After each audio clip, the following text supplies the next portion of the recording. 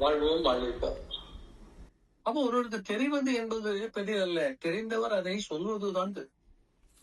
அப்ப இந்த சமூகத்துல விஷயத்தை தெரிஞ்சு இருக்கணும், தெரிஞ்சதை சொல்லவும் தெரியணும். இந்த நிலை குருட்ட மட்டும்தான், வேற யார்ட்டையும் கிடையாது. இப்ப அம்மா அப்பா உங்களுக்கு எல்லாம் சொல்லுறது தயார், ஆனா விஷயம் தெரியாது. நிறைய ஆசிரியர்கள் இருப்பாங்க, நிறைய அனுபவங்கள் இருக்கும், எல்லாம் தெரிஞ்சிருக்கும், ஆனா உங்க அளவுக்கு சொல்ல தெரியாது. பையன் கேட்கிற கேள்விக்கு பதில் சொல்ல தெரியாது. அப்ப என்ன பண்ணுவோம்?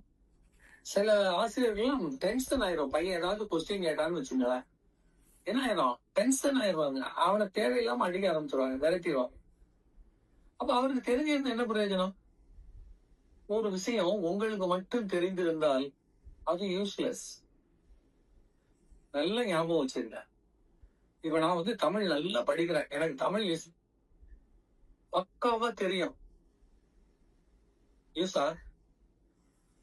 எனக்குள்ள தமிழ் தெரிஞ்சு என்ன பிரயோஜனம்? என் பக்கத்துல இருக்கிறவங்கள்ட்ட, நான் பாக்குறவங்கள்ட்ட, இல்ல நான் தொலைல இருக்கிறவங்கள்ட்ட நான் சொல்றதுக்கு எனக்கு என்ன தெரியணும்? அந்த சொல்லும் முறை தெரிய வேண்டும். நம்ம ஊர்ல எல்லாம் பாத்தீங்கன்னா, அம்மாமார்கள் இருப்பாங்க, வயசானவங்க எல்லாம். படிப்பறிவு இருக்காது, பள்ளிக்கூடம் இருக்க மாட்டாங்க, ஆனா நல்லா பேசுவாங்க. சண்டை போடுறதுல பார்த்தா பக்கிய படத்தை பிச்சு எரிஞ்சிருவாங்க, அந்த மாதிரி பேசுவாங்க. ஆனா எழுதி கேளுங்க, கையெழுத கூட தெரியாது, அப்படின்னு தடுமாறுவாங்க. ஒரு எழுத்து, அது யாருக்கு தெரியும் தம்பி, யாரு ஏடறியேன் பாட்டுறியேன் ஏங்கிற மாதிரி சொல்லிட்டு போயிருவாங்க. அப்ப என்ன பிரயோஜனம்? அவங்களுக்கு எல்லாம் தெரியுது, எழுத தெரியலையே. எழுதுனாத்தானே புரிய வைக்க முடியும். இப்ப வெளியூர்ல இருக்கவங்களுக்கு ஒரு கடிதாசி போடணும்னா அந்த காலத்துல அப்படியே ஒவ்வொரு கதவா போய் தட்டிக்கிட்டு இருப்பாங்க, படிச்ச பிள்ளைங்க இருக்க வீட்டுல. என் பேரனுக்கு ஒரு கடிதாசி போடணுமா, இரவு நான் சொல்றேன், இதை எழுது கண்ணு. நல்லா யோசிங்க. அப்ப என்ன ஆயிரும்னா, இந்த அம்மா சொல்லும் போது அது நான் எழுதி தரேன்னு சொல்லும். எழுதும் போது என்ன பண்ணுது? தப்பு தப்பா எழுதுச்சுன்னா பாட்டிக்கு படிக்க தெரியாத. நம்பிக்கை, நம்ம தொலைஞ்சு போறதே இந்த நம்பிக்கையில தான். அந்த பொண்ணு கரெக்டா எழுதுன்னு நினைக்கிறோம், அது என்ன எழுதிருது? டே பேரா, நீ அனுப்பின பணம் எல்லாம் காலிடா, பக்கத்து வீட்டுல எல்லாம் நான் கடன் வாங்கி வச்சிருக்கேன்டா, அது இதுன்னு கண்ணா பின்னான்னு எழுதின பையனுக்கு என்ன கோவம் வரும்? பாட்டி நீ கஷ்டப்படுவேன், நான் பணம் அனுப்புனா அதை அவ்வளவு தீர்த்துட்டு கடன் வாங்கி வச்சிருக்கியா, நான் வரும்போது பணம் தரேன்னு முடிவு பண்ணிடுவான். பதில் போட மாட்டான்.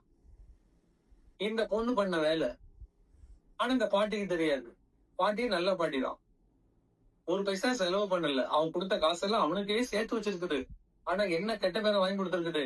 இது அவ்வளத்தையும் மீன் வரையும் பண்ணி ஊர்ல எல்லாம் கடன் வாங்கி இருக்குன்னு இந்த பொண்ணு எழுதி அனுப்பிட்டு, அவன் என்ன நினைப்பா, இது பாட்டி தானே போட்ட கடிதாசி. பாட்டியா போட்டா? பாட்டியே சொல்லியிருக்கேன், நான் கடன் வாங்கிறேன், ஒரு ஊரை கடன்காரனா இருக்கேன், என்ன எல்லாரும் திட்டுறாங்கன்னு. அவன் ஃப்ரெண்டு வீட்டையும் போட்டு கொடுத்துருது. ஏன்னா இவனுக்கு தெரியும், அவங்க 2 பேரும் தான் ரொம்ப புலாவுறாங்க ஃப்ரெண்டுன்னு சொல்லி, அந்த ஃப்ரெண்டையே போட்டு கொடுத்துரும். இந்த அம்மா சொல்லும், உன் நண்பன் தான்டா அவன் கோபி, என்ன என்ன திட்டிட்டு போன, வஞ்சிட்டு போனேன்டா. அப்ப இவனுக்கு கோபம் வரும்ல, கோபிக்கே தொடர்பு வைக்க மாட்டான். இப்ப எங்க இருந்து யாரெல்லாம் எப்படி வத்தி வைக்கிறாங்கன்னு பாருங்க. நேரடிதான் எதிர்ப்பு வரும்னு இல்ல, முதுகுலையும் குத்துவாங்க, யூடியூப் புரூட்டஸ் இல்லையா? அப்போ ஒரு விஷயம் நமக்கு தெரிஞ்சிருந்து பிரயோஜனம் இல்லை, அதை சொல்ல தெரியணும், எழுத தெரியணும். அது அடுத்தவங்கள்ட்ட சொல்லும் போது நம்புறதுங்கிறது சாதாரணமானதல்ல. அதனாலதான் நம்பிக்கை என்பது குருவிடம் மட்டும்தான் வைக்க வேண்டிய இந்த மண்ணில் நிறைய பேருக்கு தெரியாது. ஏன்னா குருவே கிடைக்கலையே, அப்ப நான் யார்கிட்ட வைக்கிறது? பாக்குறவங்க எல்லாம் நம்பிக்கை வைப்பாங்க. ஒரு கடையில போய் சாமான் வாங்குறான், வழக்கமான கடை தான், ஒரு 10 வருஷமா அந்த கடையில் தொடர்பு வச்சிருக்கிறான். இப்ப அன்னைக்கு போகும்போது கடைக்காரர் சொல்றாரு, தம்பி உங்க கையில இருக்க பொருள் அங்க வச்சிருங்க, நான் ஒரு பேக்கு தரேன், இதை கொண்டு அந்த பஸ் ஸ்டாப்ல நிக்கிறவர்கிட்ட நீங்க இதை கொடுத்துட்டு வந்துருங்க. இவன் என்ன பண்றான்? கடன்காரர் பல வருஷமா தெரிந்தவர். அப்ப நம்ம பொருளை பத்திரமா பாத்துக்கிறேன்னு சொல்லிட்டாரு, நம்ம ஹேண்ட் பேக்கை இங்க வச்சுட்டோம். இப்ப அவரு கொடுத்த பேக்கை வாங்கிட்டு நேர பஸ் ஸ்டாண்ட்ல போய் நின்ன ஒருத்தன் கையில கொடுத்துட்டோம். அவ்வளவுதானே, இட்ஸ் ஜஸ்ட் ஹெல்ப். இது கூட பண்ணலைன்னா என்ன இருக்குது ஃப்ரெண்ட்ஷிப்ல? ரொம்ப பழகினா ஒரு 10 வருஷமா அந்த கடையில் தான் நம்ம இருக்கிறோம், கொடுக்கல் வாங்கலாம் இருக்குது. அப்போ அவர் சொன்னது நம்ம செய்ய வேண்டாமா? நம்மளாலே முடியும். அது பஸ் ஸ்டாப் போற, நடந்து போறதுக்கு கண்ணு தெரியும், கால் இருக்குது, எல்லாம் இருக்கு. அப்ப செய்ய மாட்டேன்னு எப்படி அவர்கிட்ட மறுத்து பேச முடியும்? உடனே என்ன பண்றோம்? டக்குன்னு வாங்கிட்டு யோசிக்காம ஓடி போறோம். ஓடி போய் அவன் கையில கொடுக்குறோம். அவன் கையில கொடுக்கும்போது பக்கத்துல மப்டியில 2 போலீஸ் நிக்கிறாங்க. டப்புன்னு இவன் கையை பிடிச்சிட்டு, என்ன சார் இதுல இருக்குதுன்னு. இவனுக்கு என்ன தெரியும்? என்ன தெரியும்? என்ன இருக்குன்னு எப்படி தெரியும்? இவரு சொல்லவும் இல்ல கடைக்காரர். இதை கொண்டு கொடுங்க. எனக்கு தெரியாது. உனக்கு தெரியாம எப்படிடா கையில கொண்டு வந்த? படிச்சவன் தானே? வயசு என்ன 30 ஆச்சா? அப்ப இதுல என்ன இருக்குன்னு கூட உனக்கு தெரியாம யாருக்கு இது? எங்க திருட்டு பண்ணிட்டு வந்துட்டியா? யாருக்கு களவாடிட்டு வந்துட்டியா? எத்தனை கொஸ்டின் இருக்கு. சரி, பைய பிரியுங்கிறான். இவன் தான் பைய ஜிப்ப பிரிச்சு காட்டுறான். கத்தையா நோட்டு, ஹவாலா, அன்அக்கவுண்ட் நோட்டு தான், நல்ல நோட்டு தான்.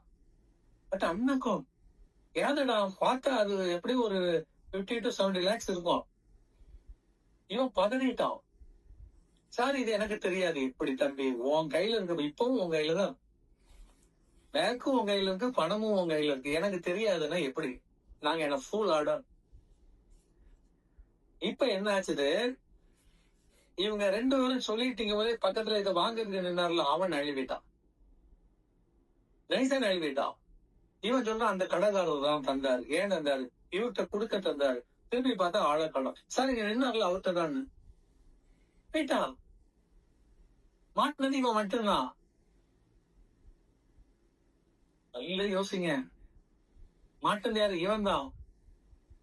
போலீஸ்காரன் பட்டு 4 வச்சுட்டான். உண்மை சொல்லுடா, யாருடா அவன்? யாருடா அவன்? அட்ரஸ் சொல்லிட்டு அவனை பிடிக்கணும். அவனுக்கு ஏன் நீ கொண்டு வந்து கொடுக்க இவ்வளவு பணம்? சார் இது என் பொழுது இல்ல சார், எனக்கு இவ்வளவு பணம் ஏன் சார்? நான் அன்றாடம் காட்சி டெய்லி வேலைக்கு போனாதான் எனக்கு ஒரு 200 300 ரூபாய் கிடைக்கும். எனக்கு ஒரு 500 ரூபாய் வாங்குறேன். நீங்க சொல்ல முடியும் இவ்வளவு பணம் எனக்கு சம்பந்தமே இல்ல. உங்க கையில தானே தம்பி வச்சிருக்க, நீ தானே தம்பி கொண்டு வந்த, நாங்க பார்த்தோமே, அந்த பேக்கை கொண்டு வந்ததே நீ தானே. சார் அந்த கடைக்காரர் தந்தா சார், அங்க இருந்து நான் வரேன் சார், என் பேக் அங்க வச்சுட்டு வரேன் சார். சரி வாடா, வந்து சொல்லிடா, வாடாப்பா, உன் பேக் அங்க இருக்கா? ஆமா இருக்கு சார், வச்சுட்டேன், என் சூட்கேஸ வச்சுட்டான். இப்ப நேரா போறாங்க, அந்த கடைக்காரர்கிட்ட கேக்குறாங்க, ஆமா இவன் உங்களுக்கு தெரியுமா? தெரியும் சார். இவனுக்கு தெரியும் சார். எப்படி தெரியும்? 10 வருஷமா எங்க கடையில் தான் திங்ஸ் எல்லாம் வாங்குவோம். சரி, இந்த பேக்கை வச்சுங்க, நான் இப்ப வாரேன்னு சொல்லிட்டு அவன் சூட்கேஸ் அங்க வச்சுட்டு ஓடனா சார். என்னன்னு எனக்கு தெரியாது. யார் சொல்றா? கடைக்காரர் ரொம்ப உண்மையா சொல்றாரு. அவன் சூட்கேஸ் அங்க வச்சுட்டு ஒண்ணு இருக்கு சார், சூட்கேஸ் தூக்கி கொடுக்குறாரு. இது உன் சூட்கேஸ் தானே? ஆமாங்கிறான். பிரிச்சு பார்த்தா இவன் கிட்ட நான் எல்லாம் கரெக்ட். அப்ப இந்த பேக் அவருக்கு தான் தந்தார். கடைக்காரர் சொல்றாரு, என்ன விளையாடுறியா? இந்த பேக் இருக்கட்டு, நான் என் ஃப்ரெண்டு பஸ் ஸ்டாப்ல நிக்கிறேன், பார்க்க போறேன்னு சொல்லிட்டானே ஓடுனேன். நான் கூட ஏன் அவ்வளவு சிரமமா போறேன்னு கேட்டேன். பதிலே சொல்லாம போனியே தம்பி. இப்ப வந்து இந்த பையன் நான் தந்தேங்கிறேன். யார் சொல்ற நம்புறது? இவன் சொல்றத நம்புறதா, கடைக்காரர் சொன்ன நம்புறதா? கடைக்காரர் சொல்றாரு, சார் நானே கடை வச்சுட்டு இருக்கேன், இவன் கையில இவ்வளவு பணத்தை இவன் கையில கொடுத்து விடுவனா சார்? எனக்கு ஏன் சார் இவ்வளவு பணம்? நான் ஏன் சார் இவன்கிட்ட கொடுக்கணும்? இவன் சொல்றான், அங்க பஸ் ஸ்டாப்ல என்னென்ன ஒருவர்கிட்ட கொண்டு கொடுன்னு சொல்லிதான் என்ன அனுப்புனாரு. யாரு அவரு? கடைக்காரர் கேக்குறாரு, யாரு அவர் சார்? ஆளை காட்டு சார், எங்க சார்? அவன் எங்க நிக்கான்? யாருன்னு தெரியாது, பேரு தெரியாது, ஆளை காட்ட முடியல, அவன் போயிட்டான். இவரு தான் தந்தான்னு சொன்னா நம்புறது எப்படி? கடைக்காரர் அடிச்சு சொல்றாரு, இவ்வளவு பணம்லாம் என்கிட்ட கிடையாது சார். மாட்டினது யாரு?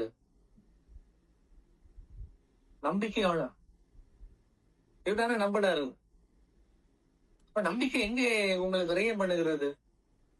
மனிதனிடம் வைக்காத நம்பிக்கை தப்பாகிவிடும். மனிதன் மனதை சார்ந்தவன்.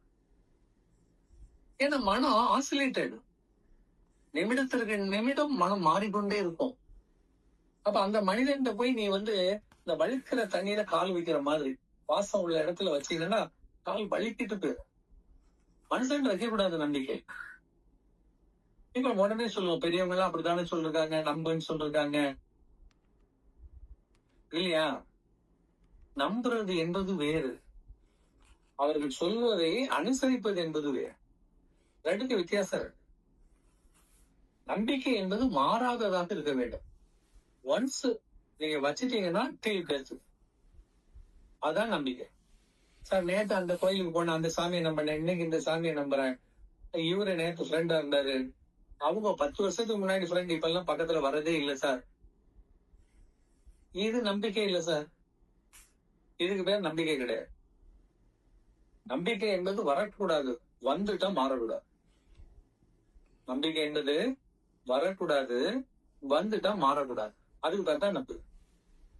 ஏன்னா அந்த நம்பிக்கை என்பது எப்பொழுதுமே அறிந்து அலசி ஆராய்ந்து வைப்பது.